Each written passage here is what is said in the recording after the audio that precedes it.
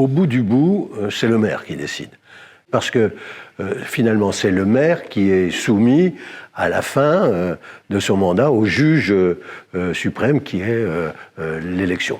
Et donc, selon ses choix, selon ses orientations, selon ses constructions ou pas, les électeurs de sa ville, les habitants de sa ville porteront jugement sur son action. Bien évidemment, le maire, il agit dans le cadre de la loi fixée par l'État, par le Parlement, dans le cadre des règlements qui ont été fixés, des décrets et règlements qui ont été fixés, et bien sûr, en tenant compte, quand il y a un EPCI, de la position de l'EPCI. La réponse rapide, c'est le maire au nom de la commune. Et en réalité, le maintien d'une forte déconcentration sur l'ensemble du territoire fait que il y a aussi le préfet quand le permis vaut autorisation ERP.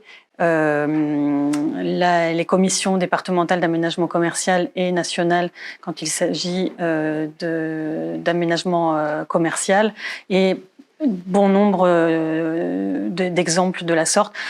Par exemple, l'ABF si on est aux abords des monuments historiques. Il existe une tension entre différentes autorités.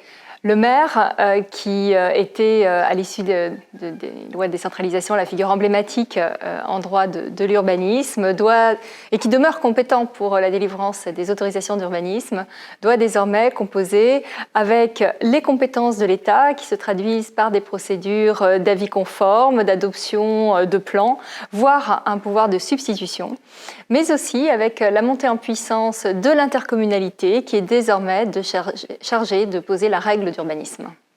Nous sommes aujourd'hui dans une situation où le pouvoir de décision en matière de droit d'urbanisme est réparti entre différentes autorités. Les collectivités territoriales, bien entendu, mais en réalité à plusieurs niveaux, selon qu'on regarde qui planifie, qui prend la décision sur les projets, avec un rôle important qui demeure au service de l'État, un rôle éminent du juge, et bien sûr, en réalité, un rôle premier qui est celui des porteurs de projets, mais aussi des parties prenantes et des riverains qui cherchent souvent à empêcher les projets.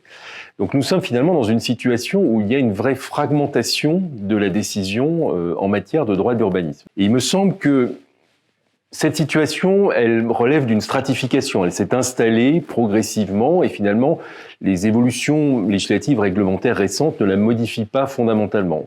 Doit-on dire pour autant qu'elle est satisfaisante? Je n'en suis pas très sûr.